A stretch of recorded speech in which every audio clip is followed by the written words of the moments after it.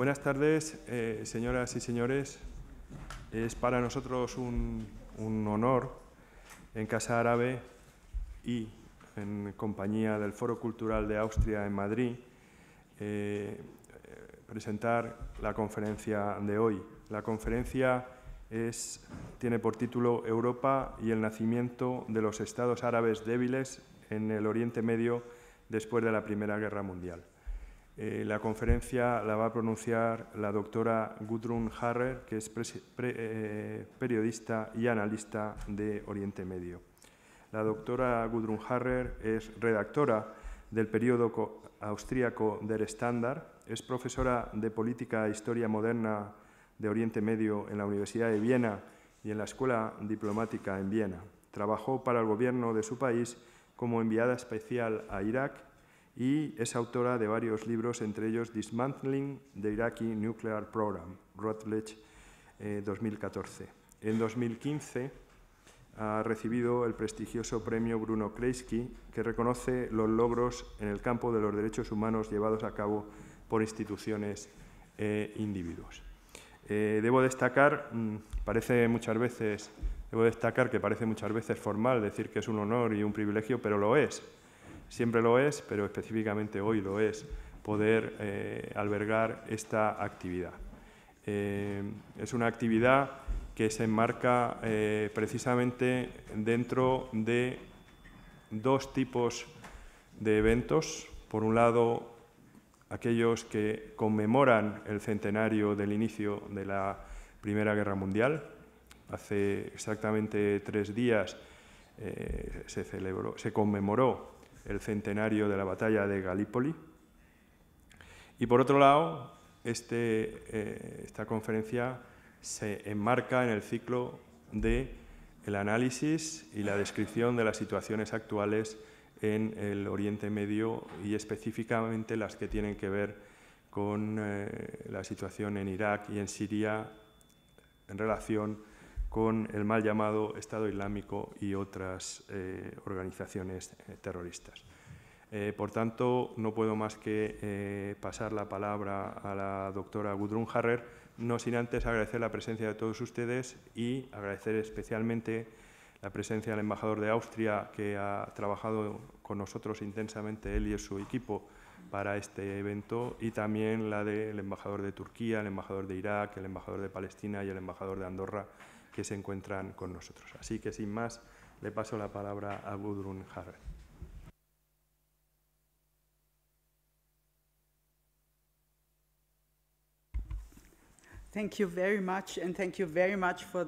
Muchas gracias por su amable presentación. La verdad es que para mí es un placer estar aquí y estoy muy agradecida al ver un público tan numeroso, teniendo en cuenta la agradable tarde de primavera de la que podrían estar disfrutando. Por lo tanto, para mí es un honor contar con su presencia.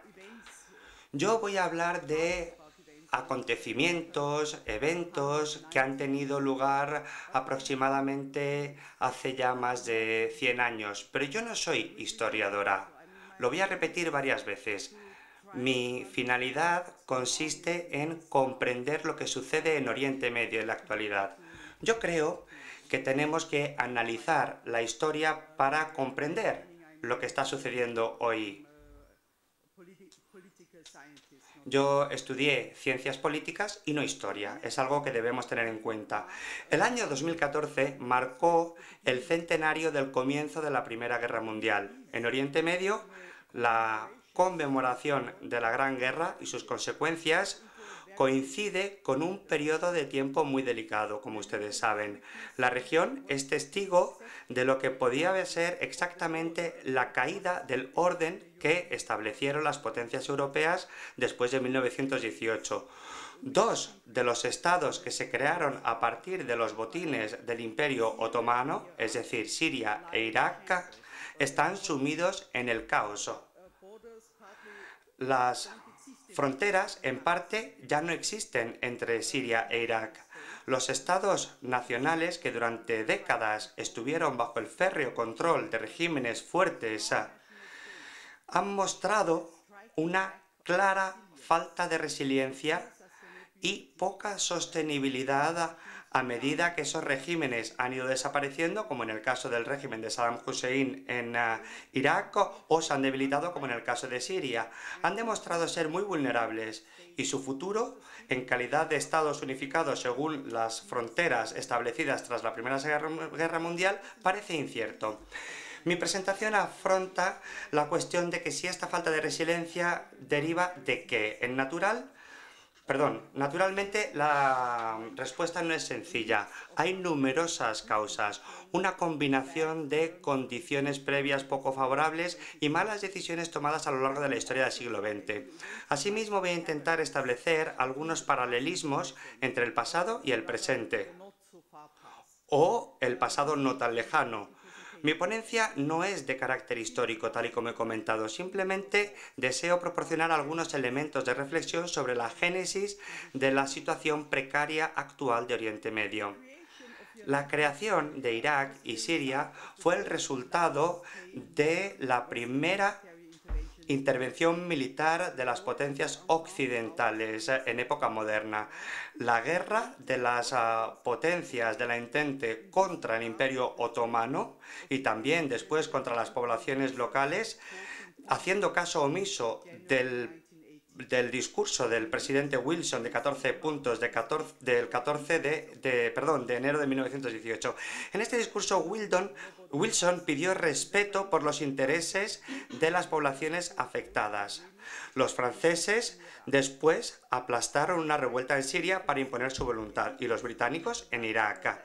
Yo encuentro interesante que los movimientos de la primavera árabe desde 2011 fueron considerados una segunda revuelta árabe para poner fin de una vez por todas al periodo postcolonial, derrocando los regímenes no democráticos del siglo XX. En 2011 se pusieron en tela de juicio los regímenes, pero unos años después vemos que el sistema de estados también es objeto de presiones y la desintegración actual, en mi opinión, comenzó de nuevo con una intervención militar masiva, con la invasión del Irak de Saddam Hussein por parte de Estados Unidos de América junto con algunos aliados, incluyendo potencias europeas en marzo de 2003. El denominado Estado Islámico, el Daesh, que vio sus comienzos como Al-Qaeda en Irak en 2004, puede ser considerado un producto paradójico, un resultado paradójico de esta intervención. Y cabe esperarse otros resultados paradójicos en función de la intervención actual contra el Daesh. Hay algunos paralelismos sorprendentes entre el papel de los británicos en Irak después de 1917 y las actuaciones de Estados Unidos posteriores a 2003. Ambos, Reino Unido y Estados Unidos, proclamaron que ponían fin a una opresión ilegítima. Tal y como dijo el general Stanley Mott británico, tras entrar en Bagdad en 1917, nuestros ejércitos no entran en sus tierras en calidad de conquistadores o enemigos, sino como libertadores. Unos años después, en las capitales de ambos países, en Londres y en Washington, tras las intervenciones, hubo una serie de discusiones y debates políticos sobre la sabiduría o sobre la idoneidad de los avances imperialistas o las aventuras costosas y los compromisos dudosos al respecto. No podemos actuar solos como policías de todo el mundo, según afirmó el líder de la oposición y posteriormente primer ministro conservador británico Bernard Law en 1922. En ambos casos, en los años 20 y después de 2003, los ex libertadores intentaron deshacerse de esa carga, pero sin dejar de lado o sin renunciar a su influencia. En los medios de comunicación occidentales y también de Oriente Medio, los estados nacionales árabes a menudo se denominan como artificiales o poco naturales. Para mí es muy importante ver que de alguna forma hemos adoptado el discurso nacionalista árabe. Los nacionalistas árabes, como Sati al-Husri, estaban convencidos de que las potencias europeas habían forjado una entidad cultural que debía transformarse algún día en una entidad política.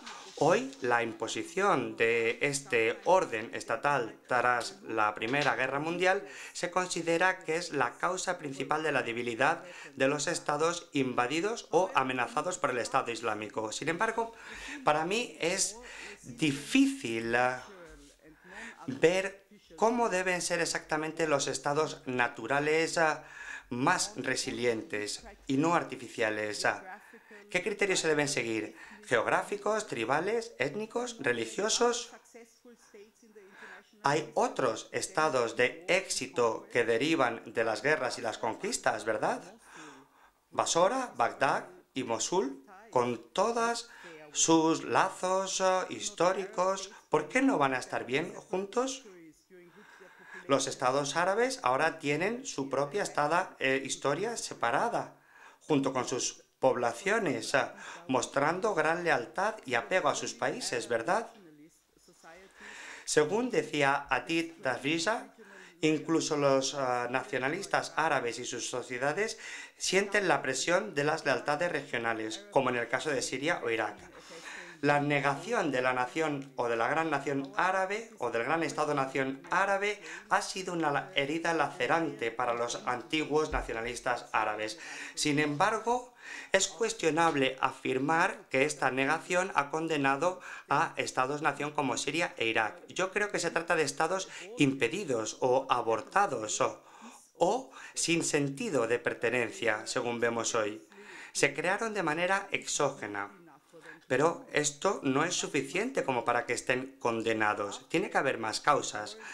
Tras su creación, intereses extranjeros y malas políticas nacionales interfirieron gravemente con la voluntad y las necesidades de sus poblaciones y evitaron que se unieran, crecieran y desarrollaran identidades nacionales fuertes como para poder superar de manera sostenible otras identidades y resistir crisis como las actuales. Sin embargo, en una presentación como la mía, las promesas británicas en conflicto durante la Primera Guerra Mundial han de ser mencionadas. Tenemos la cuestión oriental, que heredaría los restos del Imperio Otomano tras su tan esperada desaparición. Es algo que ya se debatió durante el siglo XIX. Durante la guerra hubo toda una historia de mentiras, traiciones e ideas falsas. Es irónico que los británicos no solamente estaban haciendo un doble juego, sino que también fueron engañados. Cedieron ante la reivindicación de un joven nacionalista árabe, Mohammed al-Faruqi, que logró convencerles de que una amplia mayoría de los soldados árabes del ejército otomano estaba preparada para rebelarse frente a sus superiores si se producía una revolución árabe proclamada por Hussein Ben Ali, el Sharif de la Meca. Faruqi se presentó a los británicos como el confidente de Sharif y a Hussein como el confidente de Gran Bretaña. Se produjo un gran engaño, según afirmó David Franklin en su libro La paz para poner fin a la paz. The Peace to End All Peace. Sus exageraciones provocaron el memorándum de Clayton, que recomendó firmemente a los políticos británicos que apoyaran a Hussein, creyendo que había una potente organización antiturca tras las líneas enemigas. En la correspondencia entre Hussein y McMahon, entre julio de 1915 y enero de 1916, los británicos prometieron su apoyo a una revuelta árabe contra los otomanos y dejaron caer la idea, delinearon la idea de un gobierno árabe de Sharif en el futuro, abierta a numerosas interpretaciones. Quizás se puedan establecer otros paralelismos entre lo que hicieron los británicos y después los americanos 90 años después. Las fisuras burocráticas y políticas en ambas administraciones provocaron conflictos, afirmaciones en conflicto, y también fueron rechazadas por la opinión pública. En el caso británico hubo competencia entre la oficina árabe en el Cairo por un lado y la oficina de la India la oficina del gobierno británico en la India por el otro lado, y el Ministerio de Exteriores de Londres como tercera parte, y otras organizaciones e instituciones de Londres. En el caso de la invasión de Estados Unidos de Irak, fue una profunda animadversión entre el Departamento de Estado y el Pentágono, que provocó la eliminación de la diplomacia profesional del lado de Irak y con ella buena parte de los conocimientos sobre Oriente Medio. En ambos casos, las divisiones en temas burocráticos menoscabaron los intentos de construir estados funcionales. Tras 2003, numerosos iraquíes simplemente no podían creer los malos resultados de la reconstrucción que eran consecuencia de un sistema disfuncional por parte del ocupante. Por tanto, empezaron a aflorar teorías conspiratorias afirmando que Estados Unidos quería que Irak fuera un estado fracasado, débil, etc. En 1915, la Oficina de India de Gran Bretaña estaba completamente en contra y el Departamento de Exteriores o el Ministerio de Exteriores era escéptico sobre la posibilidad de crear un califato árabe según los planes de la Oficina Árabe, en la persona del hachemita Hussein Ben Ali. El hombre de la Oficina de la India para gobernar la península arábiga era un tal Abdulaziz Ibn Saud, que durante años había escrito cartas a los británicos, pero sin haber sido escuchado, y que por fin fue útil al principio de la guerra para hostigar a los otomanos y a sus aliados en la casa de Rashid il-Hayl. Abdulaziz sufrió una serie de contratiempos al principio, pero después logró expulsar a los hachemitas de la Hijaz.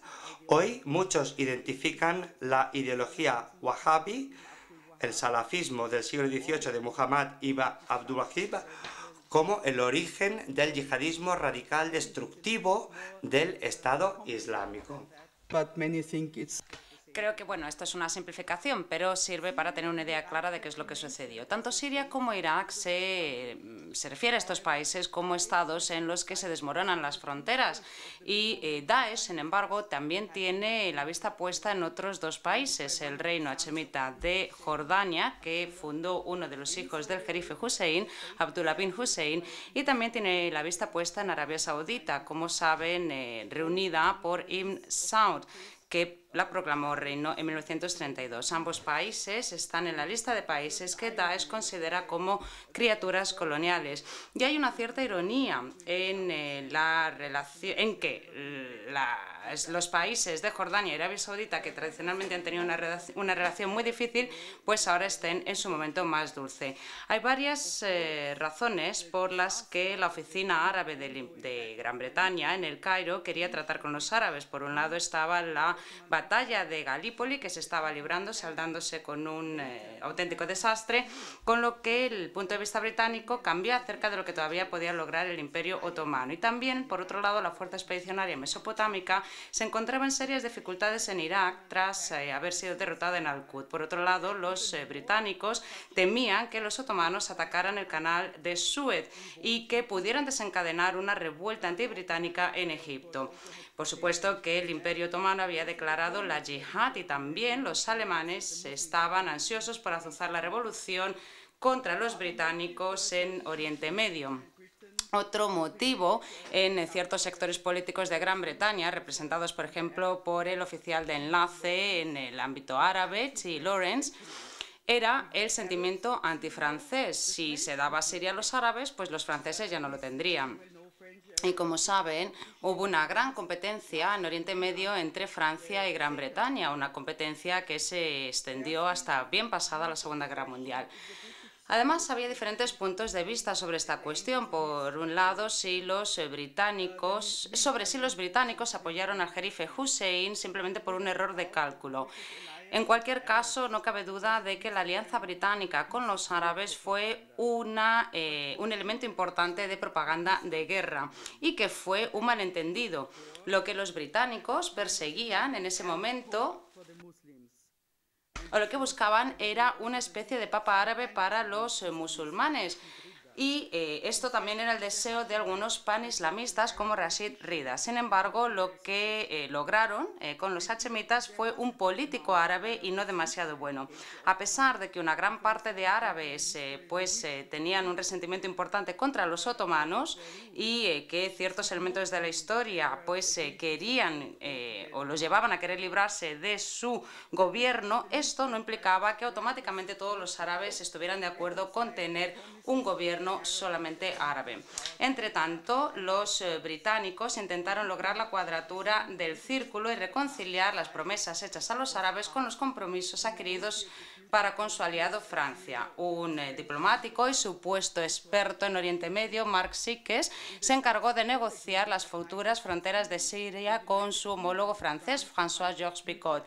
El acuerdo Sykes-Picot de 1916 definió aquellas áreas en las que el Reino Unido y Francia iban a ejercer su control e influencia, y contó originalmente con el beneplácito de los rusos, que tenían también ambiciones propias de acaparar parte de las piezas que quedaban del Imperio otomano.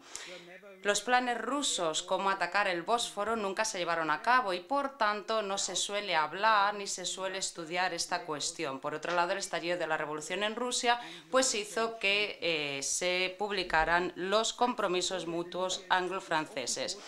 A día de hoy, el acuerdo Sykes-Picot se alude en los medios de comunicación como sinónimo de las fronteras que trazaron las potencias europeas entre los diferentes estados árabes después de la guerra, pero esto no es exacto al 100%. Este acuerdo, en primer lugar, cubría solamente la zona que se encuentra entre Palestina e Irak, y las zonas proyectadas de intereses y de control de ambas potencias no coincidieron con los estados que se fundaron después.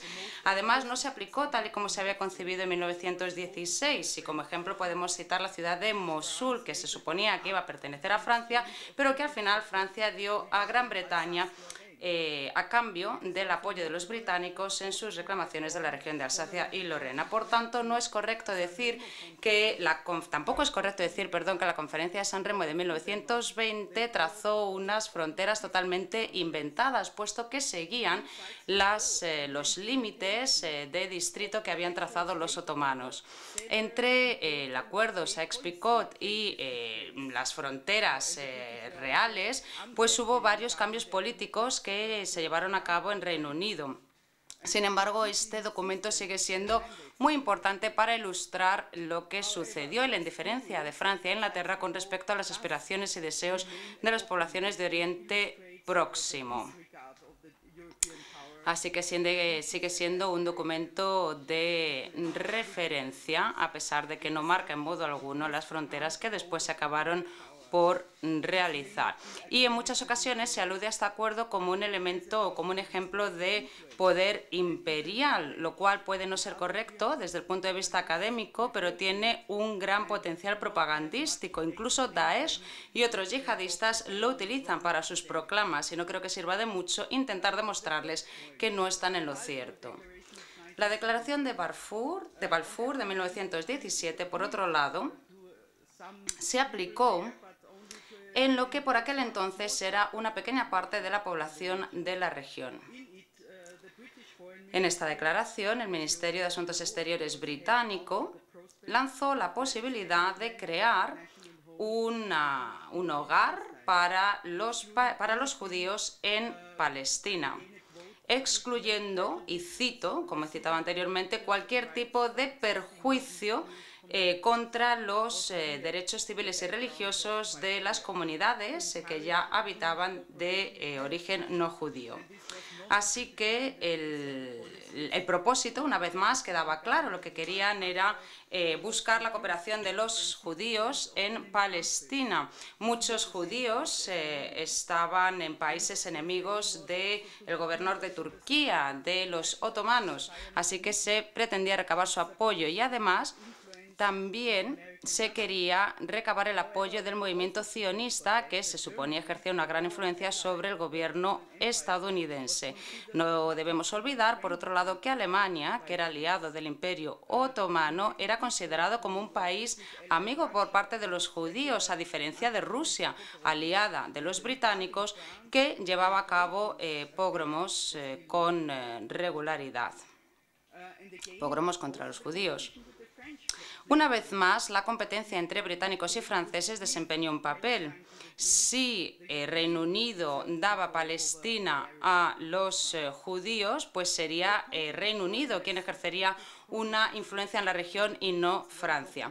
Por otro lado, el carácter contradictorio de las promesas hechas por los británicos a los árabes y a los judíos está bien documentado en una carta que David Hogarth, de la Oficina Árabe en el Cairo, envió a Hussein en enero de 1918.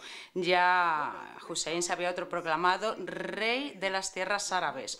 En aquella carta, Hogarth reconoce que, y cito, Hussein no aceptaría la creación de un Estado judío en Palestina y tampoco se me han dado instrucciones para avisarlo de que se contempla esa posibilidad por parte de Gran Bretaña. Se produjo un reconocimiento público no muy frecuente 90 años después de que se emitiera esta carta por parte de Jack Straw, ministro de Exteriores, que dijo, y cito, gran parte de los problemas con los que tenemos que lidiar, con los que tengo que lidiar en estos momentos, son consecuencia de nuestro pasado colonial. La declaración de Balfour y las garantías contradictorias que se dieron a palestinos en privado al mismo tiempo que se estaban dando a los israelíes son causa de estos problemas. Es una cuestión interesante desde el punto de vista histórico, pero no muy honorable. Fin de cita. Bassam Tibi y otros autores establecen un vínculo directo entre las contradictorias promesas que se hicieron durante la Primera Guerra Mundial y el hecho de que Oriente Medio sea una de las regiones, quizás la región más proclive a las teorías conspiratorias. Existe o cunde el sentimiento de que siempre hay una agenda oculta por detrás de las declaraciones oficiales. Y el hecho de que estas agendas puedan ser contradictorias no hace la conspiración menos plausible, más bien al contrario. Por ejemplo, hoy, frente al fenómeno de Daesh, hay numerosas conspiraciones en la región. Por un lado, el Estado Islámico declara la guerra contra la coalición cruzado-cionista safávida, mientras que muchos chiitas iraníes y árabes están persuadidos de que el Estado Islámico surge de la confabulación del Mossad israelí con el rey saudita para luchar contra los chiitas. Por su parte, muchos suníes consideran que Daesh es una invención israelo-estadounidense que les da el pretexto perfecto para lanzar una guerra contra los suníes. Y otros consideran que es un proyecto cuyo objetivo es crear el Estado kurdo del que se privó a los kurdos en 1918 y que completaría la misión última de la Primera Guerra Mundial, a saber, dividir y debilitar Oriente Medio. Si echamos un vistazo a los primeros años de vida de Irak y Siria, tenemos que centrarnos en este caso en Irak. En noviembre de 1918, y en este caso voy a decir algunas palabras sobre Siria, la declaración anglo-francesa todavía afirmaba que tanto Reino Unido como Francia asistiría a la creación o ayudaría a la creación de gobiernos autóctonos y administraciones autóctonas en Siria y Mesopotamia. Pero, sin embargo, los franceses ya habían decidido que iban a dirigir los designios de Siria de manera directa. Por otro lado, Francia y Gran Bretaña tenían que cumplir con los mandatos asignados por el Consejo de la recién creada Liga de Naciones. Tras un ultimátum que se había planteado al gobierno sirio árabe, los franceses intervinieron militarmente y derrotaron a los árabes en la batalla de Maysalun de julio de 1920. Derrocaron al gobierno y en agosto expulsaron al rey Faisal, el hijo de Hussein, de Damasco. Con lo cual, el sueño de crear un Estado árabe unificado con el nombre de Gran Siria, pues fue frustrado totalmente, un sueño que la Comisión King-Crane de 1919 afirmaba que era el deseo del pueblo. Sin embargo, Francia tenía una obligación en virtud del mandato asignado por la Liga de Naciones, que era el siguiente: ofrecer asesoramiento y ayuda administrativa a este territorio hasta que este Estado o estos Estados pudieran salir adelante por sí mismos. Es decir, que se suponía que Francia tenía que ayudar, tenía que orientar a Siria para que se convirtiera convirtiera en país independiente y poder entrar en la Liga de Naciones. Sin embargo, este mandato al final quedó enmarañado en una lucha con nacionalismos árabes y como una medida contraria a las divisiones sectarias y étnicas.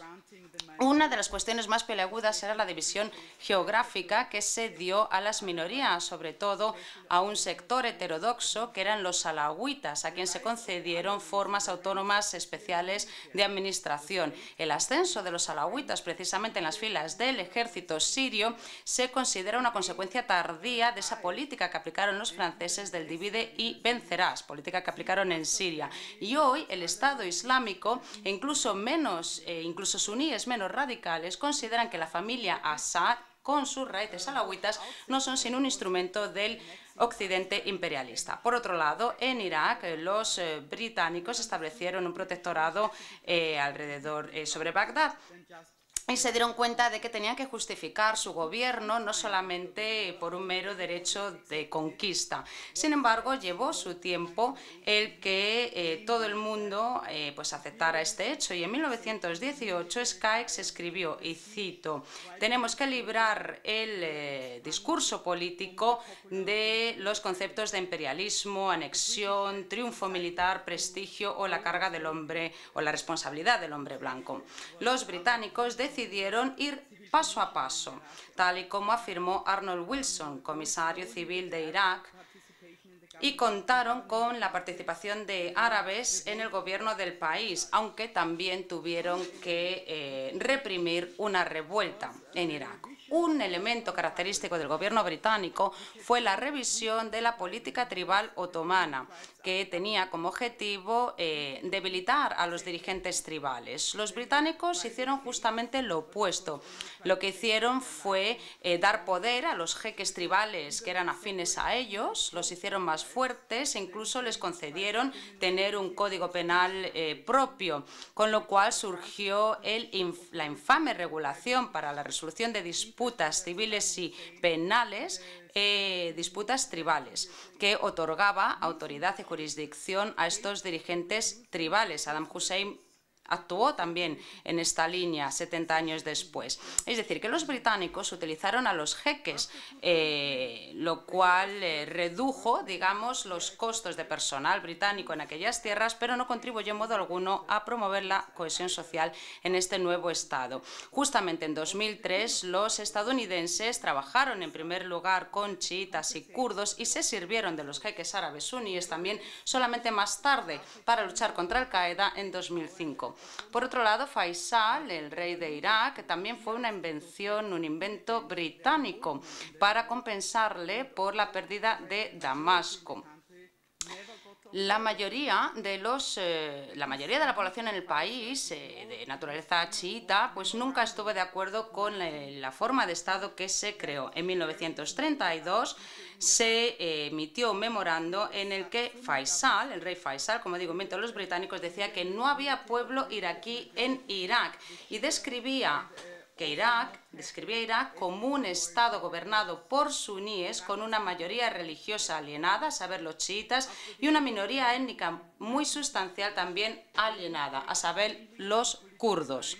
En 1958 la monarquía se derrumba y de nuevo el país se divide en diferentes facciones políticas, sobre todo nacionalistas contra comunistas. Tras la desaparición de estas grandes ideologías y la desintegración del Estado iraquí en 1990 como consecuencia de las sanciones impuestas por Naciones Unidas y el caos que se produjo tras la invasión estadounidense de 2003, pues la población en el país vuelve o recurre de nuevo a esas afiliaciones tribales, étnicas y sectarias. La derogación del mandato fue precisamente una reclamación fundamental por parte de Faisal y los políticos iraquíes. En 1922 ya el gobierno británico, también con presiones en el propio país, pues firmó un tratado con Irak. Irak tenía que pagar la mitad de los costos de los residentes británicos en el país, lo cual implicaba consecuencias nefastas en términos económicos para este país. En 1932, Irak entró finalmente en la Liga de Naciones. Lo hizo como una nación independiente de jure y, sin embargo, la realidad era muy diferente porque Irak estaba gobernado en esa época por una camarilla de políticos, principalmente suníes, que dependían completamente del apoyo de los británicos. De hecho, solamente cumplía Irak en aquella época uno de los 5 criterios establecidos por la Liga de Naciones para considerar un país independiente, a saber, contaba con un gobierno asentado y una administración que prestaba servicios esenciales. Irak era un cuasi-estado, tal y como lo definió Toby Dodge. Por otro lado, la Mosul se concedió a Irak también por motivos poco sólidos. La Liga de Naciones, la Comisión de la Liga de Naciones, en 1925 envió una misión de investigación y confirmó la falta de avances. Para poder asignar Mosul a este nuevo Estado, recomendó que la Liga estableciera una serie de requisitos, a saber, un mandato que estableciera una relación a largo plazo entre Irak y Reino Unido. El plazo aceptado por los británicos para esta relación a largo plazo fue de 25 años, pero al final se quedó en 7 años. Lo que ocurre es que los británicos querían que Irak se quedara con Mosul a toda costa. ¿Por qué? Pues por un lado por el petróleo, porque a fin de cuentas el petróleo había sido una fuerza motriz de la política exterior de Reino Unido a lo largo de la guerra, pero también porque necesitaban nuevos motivos, nuevas justificaciones para apoyar o refrendar su intervención en Oriente Medio.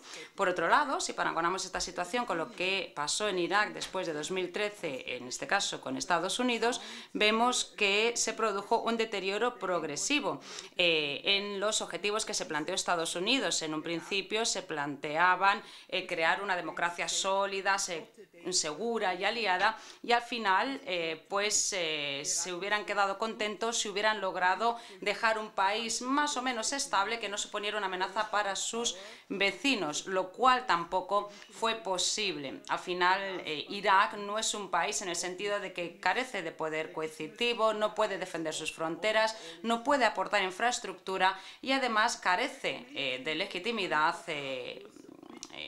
para sus habitantes, para su población. Ana Batatu produjo una descripción pintoresca de la violencia política que se vivió en Mosul en 1959.